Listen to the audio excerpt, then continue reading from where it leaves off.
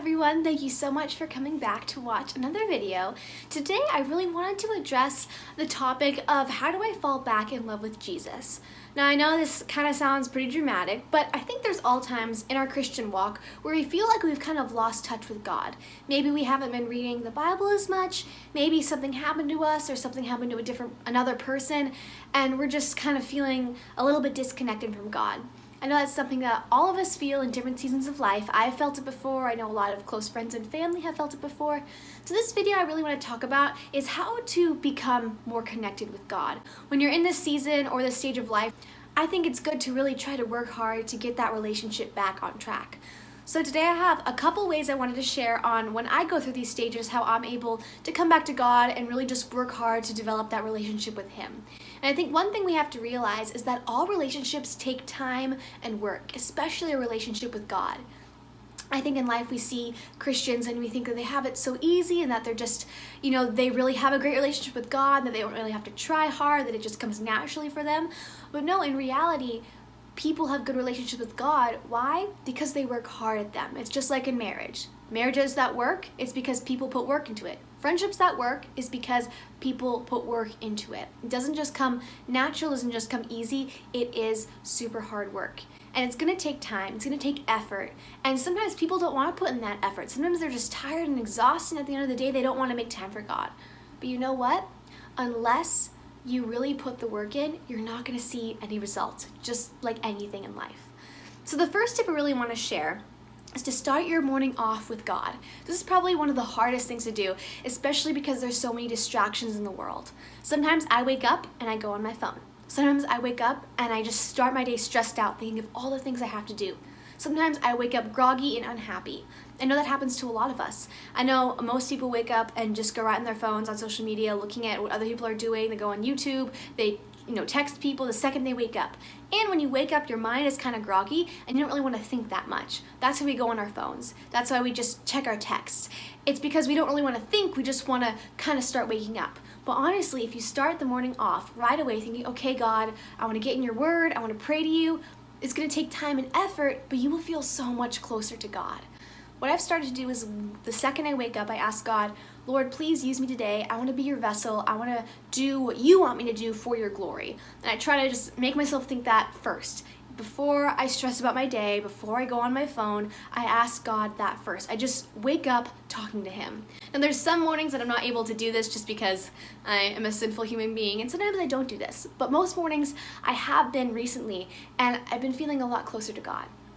Another thing that I would suggest that you do to really start your day off with Him is just read the Bible first thing. Before you scroll through social media or before you go on your phone or start worrying about the day, open up the Bible and read a couple verses. Read a chapter. Maybe read a book that you're reading about spiritual growth. Whatever it is, start putting the focus on Him first. It will really help so much. And the second tip I have is that ask yourself this question: what would Jesus do?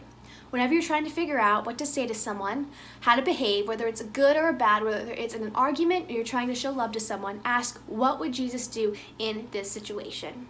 There's a really good Bible verse. It's from John chapter 8, verse 12. It says, when Jesus spoke again to the people, He said, I am the light of the world. Whoever follows me will never walk in darkness, but will have the light of life.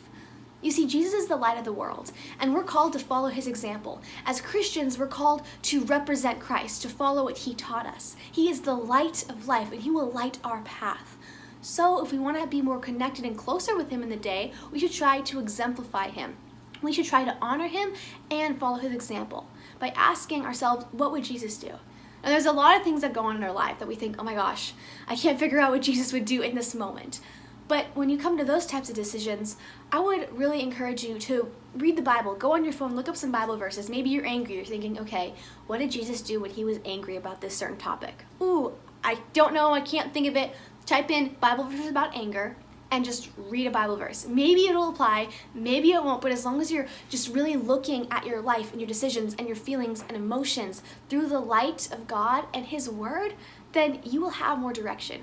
It may not come immediately. You may still feel angry. It maybe won't be, the magical remedy that'll happen right away, but the more you get into this habit of just asking God, what do you want me to do? What would Jesus do? It really will help your decisions. And let me tell you, this takes a long time. I've been trying to do this for a couple months, and it's still taking a long time. And a lot of times I have no clue what Jesus would do. But just going through those motions of really trying to think about it really keeps me from making bad decisions, acting out in anger. And of course, we all have those types of moments where that happens and we have to ask for forgiveness. But it does help over time to put yourself in that process and in that habit and really watching what you say to other people.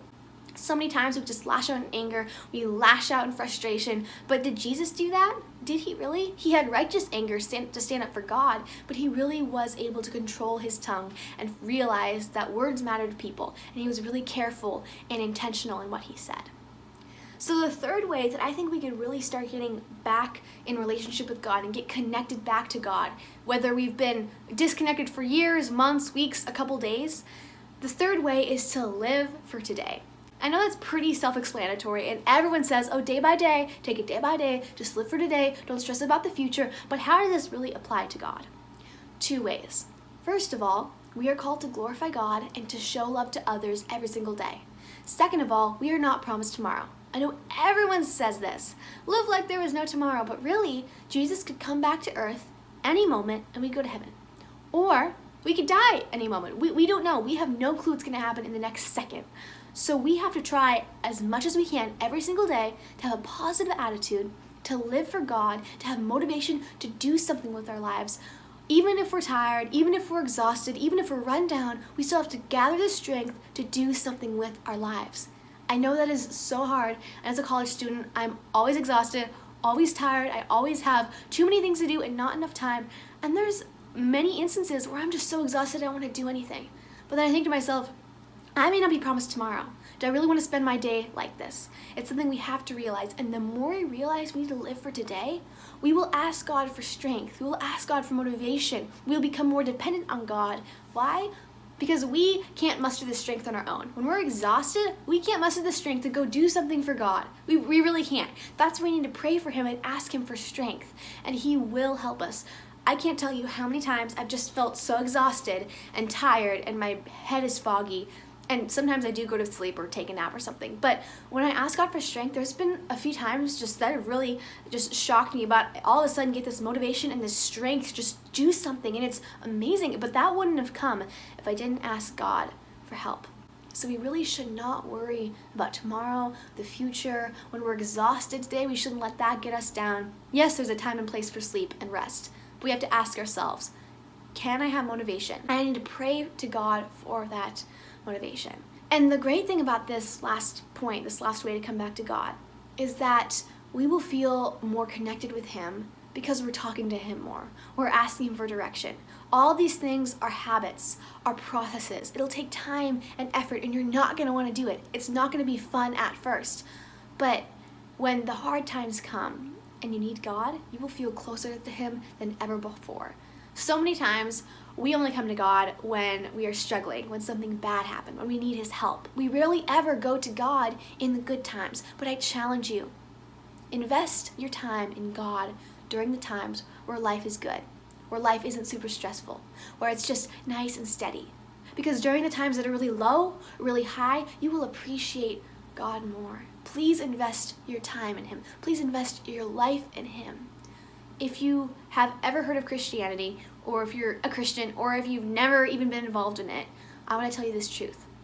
And you may not believe it face value, or you may believe it, but this is what I believe, and this truly is what I think is the whole truth of the world, is that we were created to love God and love others. And if we feel disconnected from God, we have to do something about it. We can't keep being disconnected. We can't keep just putting this relationship off, because really this is our purpose in life. This is all we have to live for. Yes, there are other things in life, a job, a family, love, but those are all extra things. This thing, loving God and being in a relationship with him, is the most important thing you will ever have to hold on to. So please don't neglect that relationship. I challenge you to start today, put in the time and effort to come back to God and really experience his true love for you. Thank you guys. I hope you enjoyed this video, and I'll see you in the next one. Bye!